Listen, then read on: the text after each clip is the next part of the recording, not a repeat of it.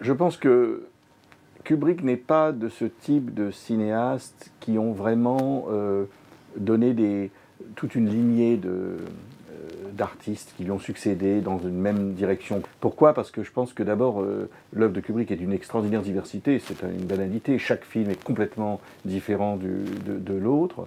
Et donc, c'est difficile d'imiter, disons, ou de reprendre l'univers de Kubrick, la méthode de Kubrick. Et d'autre part, c'était vraiment, je crois, un génie, j'emploie le mot pas de façon courante, c'était vraiment un génie. C'est un homme qui avait une vision des choses, et ce genre de choses ne s'apprend pas vraiment. Kubrick était un peu en contradiction avec notre époque. C'est-à-dire qu'au fond, tout le monde voudrait être metteur en scène de cinéma parce qu'on a les jolies filles, on a beaucoup d'argent, on va au festival de Cannes, on donne des interviews. Kubrick était quelqu'un qui s'en fichait complètement, qui ne s'affichait nulle part, qui refusait les interviews, donc la presse prenait ça comme du mépris pour elle, voulait pas parler, voulait pas voyager, voulait pas aller dans les soirées mondaines, voulait pas être célébré, recevoir la Légion d'honneur, etc. Rien, absolument rien ne l'intéressait, sinon sa famille, la recherche intellectuelle et la création artistique.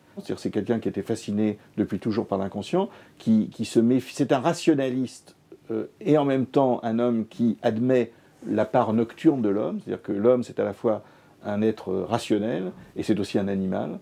Et si on ne comprend pas Kubrick, si on ne voit pas cette dualité, c'est que l'animal est toujours en nous, quels que soient les milliers d'années de civilisation, qu'il y a toujours une bête qui est tapie au fond de l'être humain, prête à mordre, prête à se déchaîner. C'est-à-dire qu'il y a toujours chez l'homme cette tendance, alors que notre époque, au contraire, est plutôt rassurante. Elle veut croire que nous avançons dans le progrès, que l'être humain n'est plus comme avant, etc.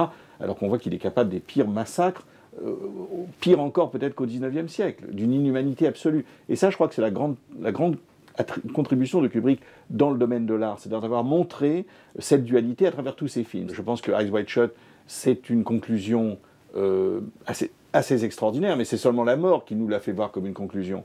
Mais je trouve que, en tout cas, je trouve que c'est un film qui boucle la boucle d'une certaine façon, puisque c'est le film le plus intime, et surtout qui met l'accent sur une chose qu'on néglige souvent chez Kubrick, c'est justement l'intimité. Kubrick, on le voit comme un homme, un guerrier, un homme fasciné par les combats, par la violence, des rapports humains, un homme qui a l'esprit aussi de l'imaginaire, dans 2001, dans Orange Mécanique, qui crée des mondes artificiels. Alors que si on regarde vraiment l'œuvre de Kubrick, on verra que le couple, par exemple, est une chose essentielle dans son cinéma. Que les 4 derniers films, il y en a 3, à part Full Metal Jacket, les 3 films qui parlent du couple. Barry Lyndon est un film sur le couple, pas seulement, mais sur le couple. Shining est un film sur le couple, et celui-ci est un film sur le couple. Et si on remonte à Lolita, et si on remonte à d'autres films, on verra que le couple est essentiel. Donc déjà, ça nous permet d'élargir notre vision de Kubrick. Ou jusqu'à Eyes Wide Shut, peut-être, on négligeait un peu cet aspect-là.